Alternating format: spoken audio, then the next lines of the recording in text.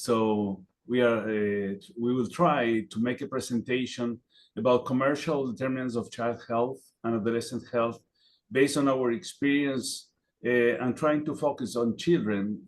And we will explain the reasons why we will highlight this aspect as a matter for discussion, debate, and also to install this topic among different places, among research, activities, advocacy, scientific events, working with the community, and also to promote health since early stages of life. Well, I don't want to spend too much time. What we will try to do is to work together with Mariela in terms of bringing the information, and then we will continue with the schedule in terms of promoting debate and getting your questions and feedback. And thanks, Eric, for facilitating and moderating this activity. In the meantime, I will upload the presentation, and Mariela, I would like you to introduce yourself, please. Yes, well, good morning. It's a pleasure to participate in this conference today. Thank you very much for these invitations. Bueno, I am Mariela. I'm from Argentina. I'm family physician. I work with Raúl in the Social Science and Health Program in Flaxo, Argentina. We declare that we have not conflict of interest. The next, please. Well, the objective of the presentation is to provide conceptual tools and practical examples to understand how commercial determinants of health affect children and adolescents, and how to advance inclusive public policies based on their meaningful participation. What are we going to talk about? The first time, key concepts and definitions, why it's important to think about children's rights and life stages, and then what action we can take. What is the problem, Raúl? Good question. For your information, in 2020, we published with a group of professionals from all over the world a report from Lancet together with WHO and UNICEF entitled A Future for the World's Children with question mark, asking to ourselves what kind of future we are deserving to children considering the conflicting situation of our planet. So in this sense, we highlight that there are two main threats that should be considered at this time. The first has to do with environmental threats that have to do with the environmental crisis, climate change, and all the way that our environment is affected by human people. And the second has to do with the commercial threats via the marketing strategies of the private sector. What is important is that these two threats are interrelated. They don't come in a separate manner. So we know from the evidence that commercial marketing, harmful marketing, they affect children through different strategies and expose to children and adolescents to different products that are harmful for health. And you can see different examples based in different countries, in America, in Asia, in Europe, in the North America, and how the different companies are promoting harmful products such as alcohol, tobacco, and healthy foods. And something that Professor Kickbush mentioned yesterday in terms of promoting also gambling as a harmful behavior. So the companies, they don't have restrictions. They want to get profit. And in this sense, they will use any strategies to penetrate into a vulnerable audience in order to promote and to be compliant and addict and have fidelity with any kind of product for a long time. What we know also is that many definitions on commercial determinants of health, they're adult-based. They do not consider children as a separate population, considering that there are many differences that should be taken into account. Mariela? Together with Raúl, we came up with the following definitions that include children and adolescents.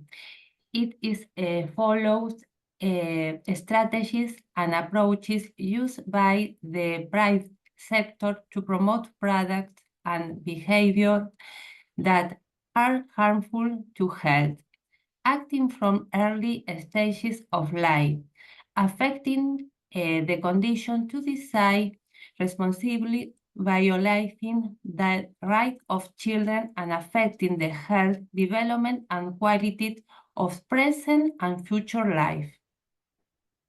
Thank you, Mariela. Just what we want to highlight is a word that was not mentioned yesterday, and this word is referred to rights. And we consider that the approach to rights and to have a scope based on child rights is essential to understand the process and the way that the commercial determinants are affecting children. Mariela? Yes, the children are more vulnerable to commercial determinants of health. Children have lower agency, capacity, and autonomy. Their decisions are shaped by school, social media, digital media, families, and other means. Their bodies and minds are still developing, so the impact is stronger. So what you can see highlighted in yellow letters is that the evolving capacities of the child is an important issue, considering that there's a process that supports the early child development and early stages of development. What we want to highlight with you is that UNICEF in Ochenti is working on this information, and UNICEF is going to publish this year an update of this reference publication that was originally published 20 years ago and led by Jerison Lansdowne from UK. And the purpose of this new publication is to evaluate how children, how their skills, how their agency and autonomy has changed during the last 20 years based on the contextual changes, based on the rearing practice in the families, based on the contributions of neurosciences. So be aware that this is going to come soon, and we will let you know that this important contribution will come as a reference information for all of us. Perhaps we can also see the possibility of using the UNESCO chair as a way to launch this publication. Continuing with the examples on how children are exposed to commercial determinants of health, we just give just a couple of examples based on the time restrictions.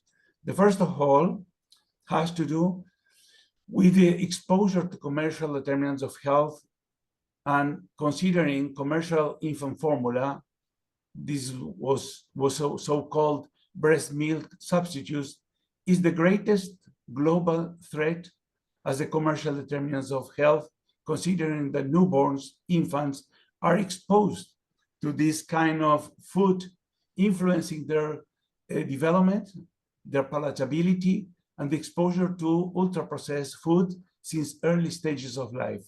And this will be a landmark that will affect the rest of the growth and development process, and why not, the health of people during adult life. And this is an example of a publication by WHO regarding the $55 billion spent by the companies of CIF production in terms of marketing these products.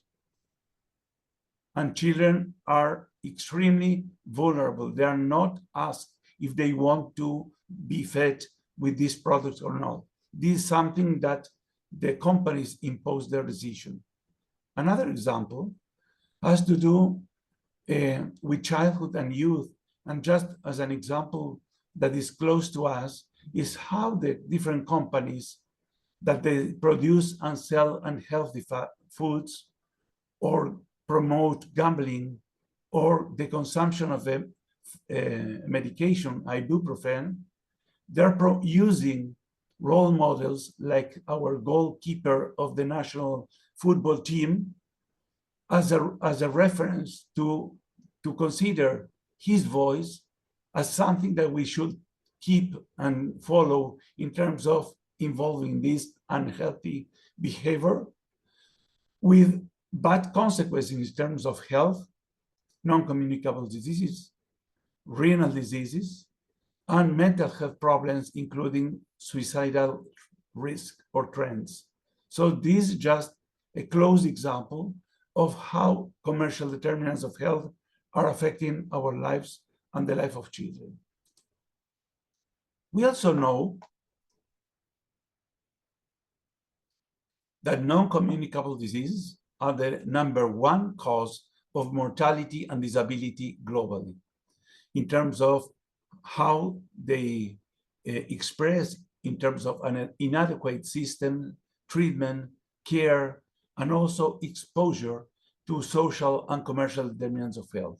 But we need to highlight that these events occur at early stages of life, and this is the point of departure of what we see in the rest of the population in terms of non-communicable disease as a problem that is affecting globally all the population in our planet. You have to keep this message very in mind. The second stage of our presentation is just to strengthening the child rights and life course approach. And we are working with a group of pediatricians, so-called social pediatricians in the International Society of Social Pediatrics. And we published a couple of years ago in The Lancet this publication regarding rights, justice, and equity as a global agenda for child health and well-being. In this sense, we just highlight 4 aspects of the Convention of the Rights of the Child that are related with the commercial determinants of health. The Article 5, that is related with the evolving capacities of the child.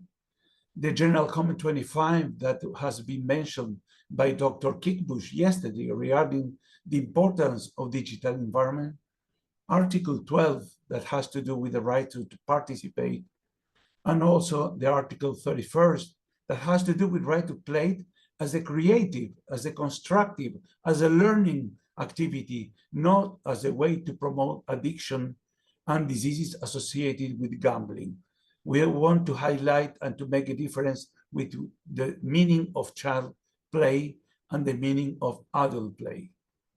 As a summary graph to integrate this perspective, we use the graphics that comes in the Lancet publication, and what we want to highlight and to integrate is the different approaches. First, the life course represented by the timeline and the intergenerational aspects of life course. The second has to do with exposures to protective and risk factors that happen along life. The third has to do with the gaps in terms of inequities that happen since early stages of life, and they increase if they are not approached and they are not taken into account as a serious problem that is affecting our humanity. I would say that inequity is the worst of the pandemics. And finally, the umbrella of the rights that is going through the whole spectrum of the life course of people. And what is important is that the rights they have the same value, the same hierarchy along the life course. In this sense, we know that using these approaches, the private sector and the corporations, they know how to act, promoting different products, as you can see, like alcohol, tobacco, sugar, and processed foods, ultra-processed foods during pregnancy. BMS, breast milk substitute, or CIF during infancy and newborn period, sugar, salt, UPF, digital environments during later stages of childhood, and also some other products that you can see in these slides. So our final message is that the corporation, they have the science. They know how to promote consumer behavior since early stages of life using a life course approach. So I would say that we work on health promotion. We are a bit naive in terms of not recognizing the importance of the corporations, that they have the power, they have the knowledge, and they have the resources on how to penetrate promoting their products and getting more profit without any barrier, without any control, without any regulation, that it should establish at least some ethical behaviors that should come from the different companies. In this sense, we create a sort of metaphor regarding how to characterize our societies based on the market economy. And for this sense, we call the so-called algorithmic societies, is a term that has been used by other professionals with different approaches. But from the market economy of a perspective, we have three questions to share for debate with you. The first question is, are the children subjects of rights or objects of marketing? The second question is, are we promoting true, genuine, and effective child participation, or artificially child manipulation that is what the companies are doing? What you can see are two publications dealing with the so-called datafied or datafied children. It means that the companies have the information. They know about what we do, what we think, what are our preferences, and in this sense, they manipulate the population, particularly children. And finally, are we promoting inclusive thinking or materialistic behaviors, considering that the materialistic thinking is part of the child development, and this will influence the kind of societies that we are promoting? Are they based on the materialistic goods, or we are going to value the people based on how they are and not based on what they have? And our final part of our presentation, and forgive us if this is too fast, has to do with the contribution of examples of what can be done as a way to inspire you and to think about how to include this perspective in your own work, in your own preferences and a line of research, and in your own countries or in your own territories. Many of them, we were and we are participants of these initiatives. So this is the final part of the presentation. One of the things that we have to work is trying to promote regulation of the exposure and marketing of products that are harmful for children at the local and national level. So you can see in the upper part of the slide the exposure of children to unhealthy foods, and in the lower part has to do with the benefit that has been got by the commercial marketing companies during COVID-19, using that moment as a window of opportunity to promote and to sell their products. Another strategy is to involve children and adolescents in participatory activities on topics of interest related with commercial determinants of child and adolescent health. And this is part of an initiative that we are part of this initiative that is called CAP 2030, Children in All Policies, that this is something that is led by University College in London, and that you can access through the website to get more information. Another example is what some people call the science of regulation. And this is an example of an event that happened this year, organized by George Washington University in the United States, led by Carlos Santos Burgoa. He's a famous public health practitioner, where he says that the problem is that there is systematic deficiency in the execution of public health protection functions. And I will translate, in other words, the state is losing its regulatory capacities, and this is something that is more evident in countries from the South and low and middle income countries. In this sense, the author proposes that the role of the state should be to protect people in a time that the state is retiring based on new policies that they are promoting the market as a way to drive the policies at the state level, and we are paying the cost. And this is a very difficult burden for our societies. As a way to compare the situation, we recommend to see the report of Oxfam in terms of how inequalities are promoted by the power of corporations. As Dr. Kishubush said yesterday, sometimes the corporation, they have more power than the governments themselves.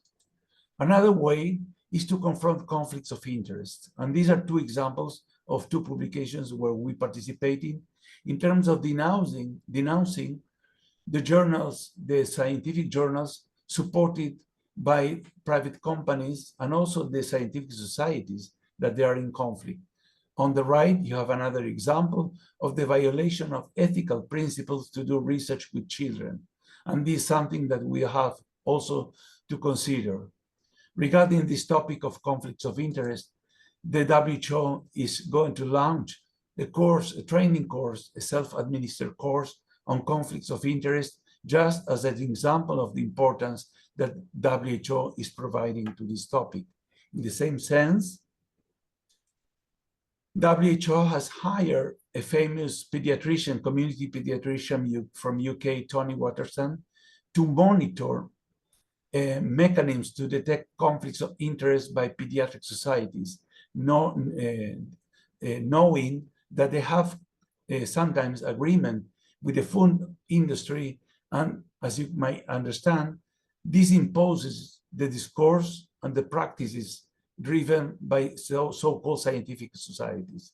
The good news is that there are many scientific pediatric societies that they broke their relationship with the food industry. And this is something that all of us should promote at each country level. We also have meetings with the Committee of the Rights of the Child, trying to introduce the topic of commercial marketing for and to children as a key issue that should be considered from the rights perspective. And also, another thing that we suggest to do is to advocate against marketing to commercial infant formula. And these are just the set of examples of activities that we have participated and the set of publications on the marketing strategies of BMS done by the Lancet. And just to finish our presentation is that we consider what we should promote training activities, teaching activities, and knowledge generation at each country level with no borders, using different languages, different audience. These are just two examples of a course on commercial determinants using a rights and life course perspective that we provided in Chile and in Argentina the last year and this year, bringing these new topics and this new view for different audience. This has to be approached with an interdisciplinary perspective. So, Mariela, if you want to read the final comments, and we will finish our presentation. Yes. Well, the private international corporations are generating harmful effects on the health of children through the commercial determinant of health. There is a lack of awareness about the early impact of the determinant commercial of health throughout the life course. Professional, community workers, and policymakers are co-responsible to confront to risks associated with commercial determinants of health. Thank you.